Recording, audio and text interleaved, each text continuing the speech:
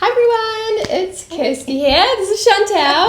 Hi. So Chantelle's from Attain Education, and I'm really excited that her and her business are going to be sponsors of our Social Mums Club Whittam Manly Bayside community. So as an ex-teacher myself, when I met Chantelle, not only do we sort of align with our values and our personalities, but also I love what she's doing. So I know, as also a mum of 3, I know sometimes you need support with your children and their learning, and you don't know where to go and you don't know who to ask. And so I love that I found you so that you can help all of our mums and dads if they're in that situation. Yeah. Oh, thanks, Kirsty. Because I absolutely love what Social Mums Club do. So I think it's really nice that we've been able to connect in this way. Yeah. And you're exactly right. I think for mums, and dads, there's just so much going on with their kids, and we know that all you want at the end of the day is to do the best for them. And yeah, that's it at the end of the day. So absolutely. I'm really happy to be here. So tell us a little bit about Attain Education. Yeah, so Attain Education, so a bit about myself first. I'm a primary school teacher, and I've been teaching for I think about 14 years now, so a while, and I'm genuinely passionate about working with the kids. I think that's a big thing, a big part of why we started Attain Education. And I've also got my own little one on the way, so so another little baby, first one coming as well. And that's just really adding another whole perspective to everything, with just being a mum, and I guess really just wanting the best for your child. Yeah, absolutely. So I know, obviously school's just started, so there's been a lot of nerves and a lot of emotions to get children off to school. I know as me as a parent, and I know a lot of mums have this, it's the worry of what happens if they do start to fall behind, because I know it. Obviously we want the best for our children, and we do worry about that. So do you have any tips or any information about what if people do fall behind? Yeah. I think that's so common, for parents just to be worried, they're falling behind. What do I do?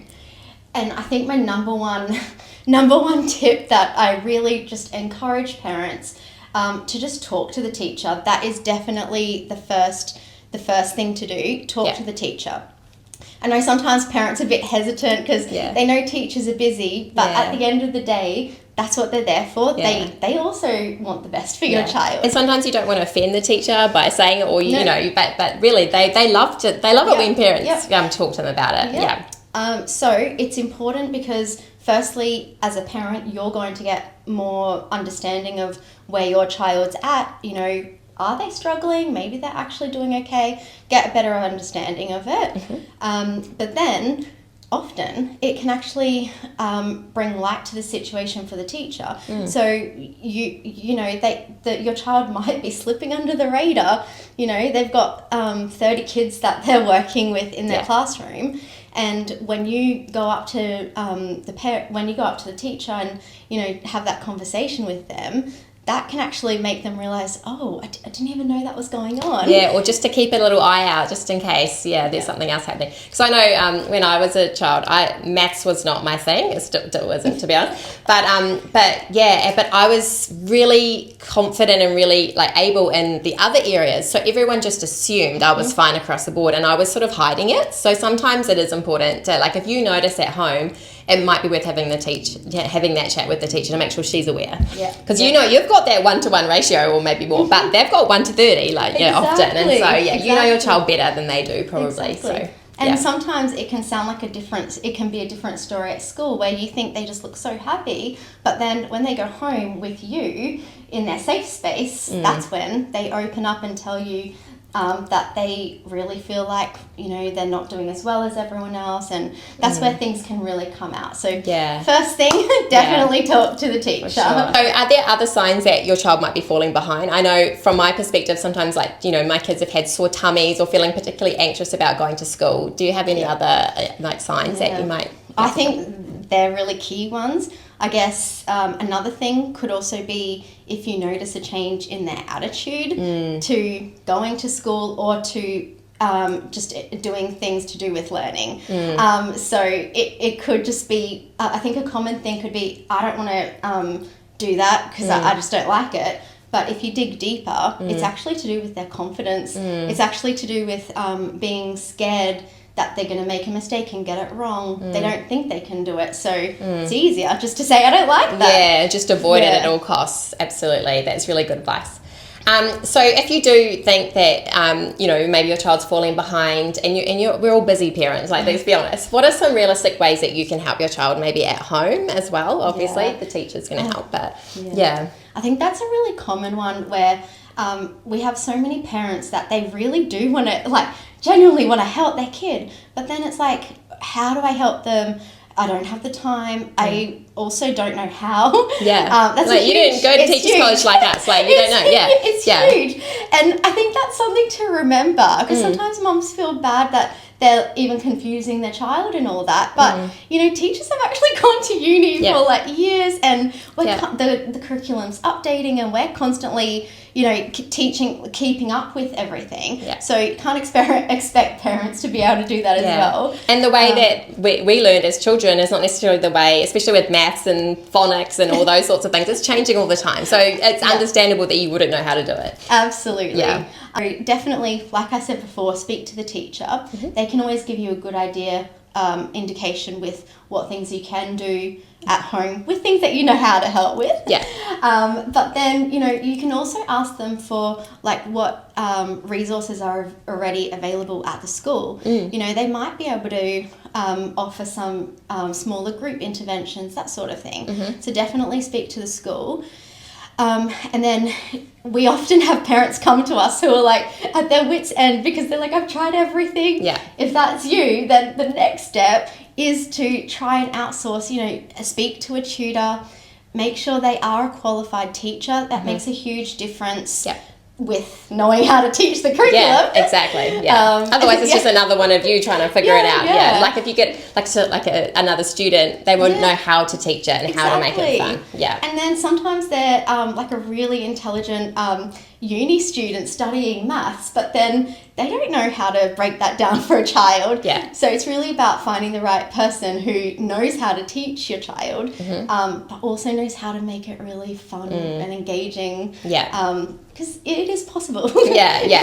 And if your children are having fun and they are looking forward to their learning, they're going to learn more, and their confidence is going to, skyrocket, and it's just going to have flow-on effects for the rest of their learning. So fun is great. Gamifying it and making it enjoyable is always going to be great. Yeah. That's actually a good segue. So confidence. Why is confidence just as important as academic ability when it comes to school success?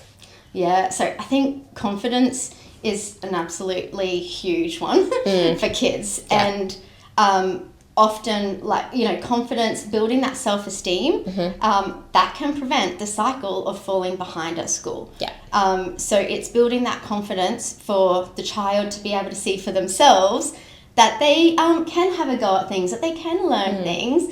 That's an incredible thing to see them see themselves as a learner and see their progress. That in itself can help them to achieve more academically. Yeah. And I guess it's not just in the classroom as well. Like if they see themselves as someone that can learn and grow and develop in all areas of their life, like a new job or a new sport or, change of environment, it's like they're learners and they can adapt and grow. Yeah. So confidence is key. So if you feel like, I guess if your child's in a situation where you can see their confidence starting to spiral down, that would probably be a good time to come and see you and just get on top of that and all the teacher as well. Yeah. I think you've just raised a really good point. Get on top of it. Yeah. I think sometimes parents might think, that, they're struggling with something, but they'll grow out of it. No. If follow your gut. If you think there is something that they're struggling with, they're finding something difficult, get onto it as early as you can, because it's a snowball effect. The issue will get harder and harder.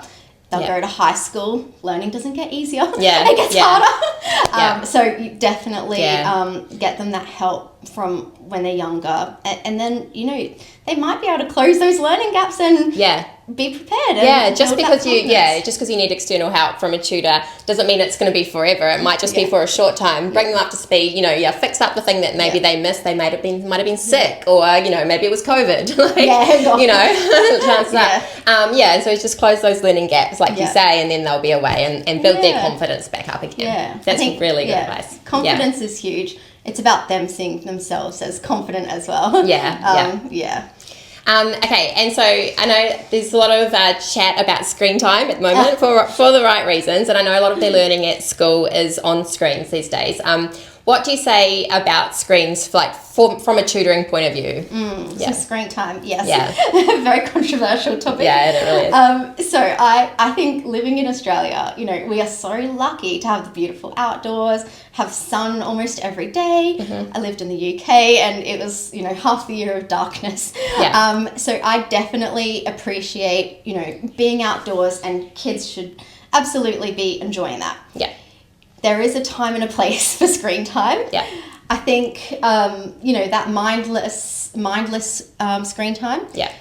Obviously that's maybe not so beneficial. Yeah. But when it comes to things like online tutoring, there's a lot of benefits. And I think it's about using that screen time in a deliberate way. Purposeful way. Yeah. So, where there's actually another person on the other side. It's a form of connection in a way as well. And it's not just shoot, bang, bang, you're dead. It's Kirsty.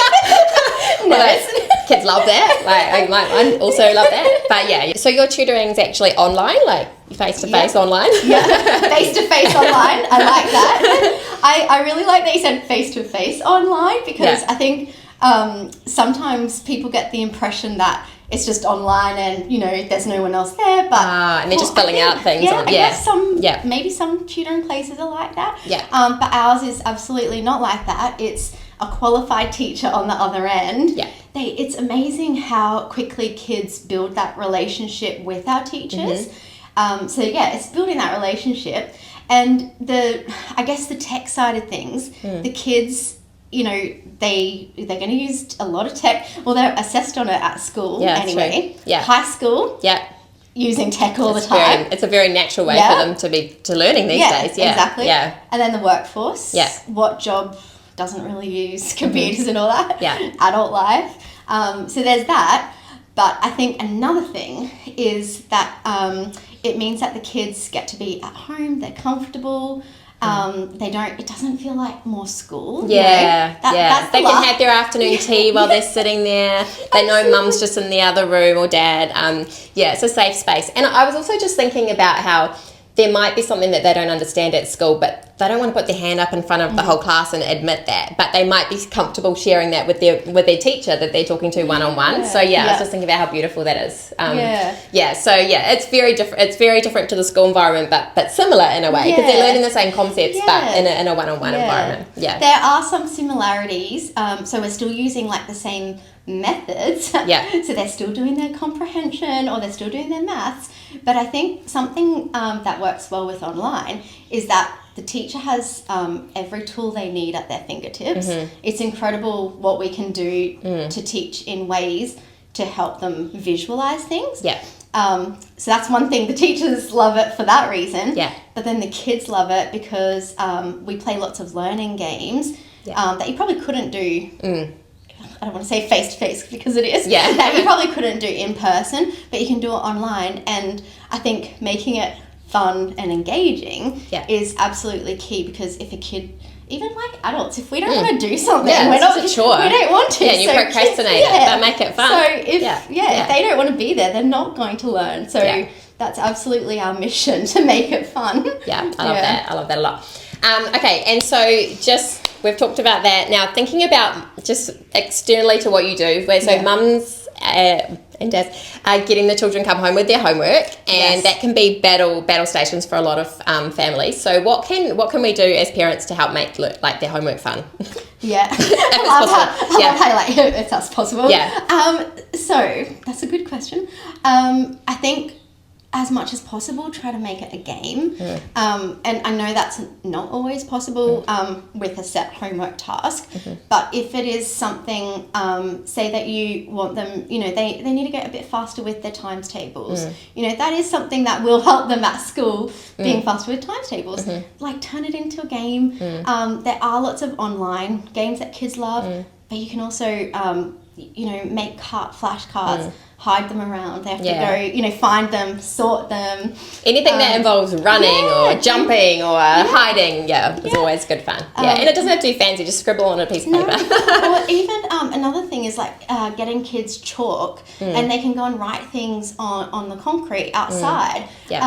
Not fun to clean up, but and then you can give them a water gun and they can shoot it and then squirt it and like have your fun things with it. So using a water gun to like write some words, do their phonics. There's think outside the box. And just try to make it fun, and also start small. Just make it really short. So they walk away going, oh, that was fun. Ease into it. And also think about the timing of when you're trying to do the homework. So like at the end of the day, when you're tired, they're tired, and everyone's, that's not going to work. Like, just consider the time. Like, is there a better time in the day that everyone's a little bit more fresh? I know we're always busy and tired. Absolutely. And okay, so I know mums are busy, so let's wrap this up. So if a mum was listening to this and they're like, okay, yes, I've noticed my child's falling behind, or I want to be proactive and not let them fall behind, how can they get in touch with you and work with one of your amazing teachers?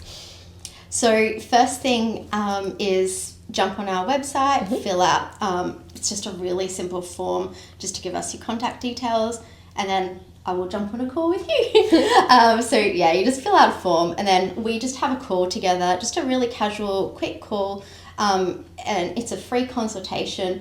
The point is so that we get to know, I can know a bit more about your child. You know, maybe you can share whatever they're struggling with, if you know what they're struggling with, and then just give you information about how our tutoring works and the different ways that we can support. Great. That's actually a good point. What if you don't know what it is exactly that they're struggling with? You just know that they're sort of falling behind, you don't know exactly where. Can you help them figure that out? Absolutely. It's so often parents are like, I don't even know if they need help. I don't know what they're struggling with. That's where in the first 2 tutoring sessions are all about pre-assessing where your child's at. So even if you do know what they're struggling with, our tutors will still do a pre-assessment with them to really pinpoint what their strengths are and really pinpoint what they need to work on. And that's exactly how they build a plan moving forward to help support them and close those learning gaps. Great. Yeah. Well, thank you so much for your time. I'm so excited to have you with us. And to all the mums out there, if you do have anything that you need help with your child's learning, then don't forget to get in touch with Chantelle. Thank you. Yeah.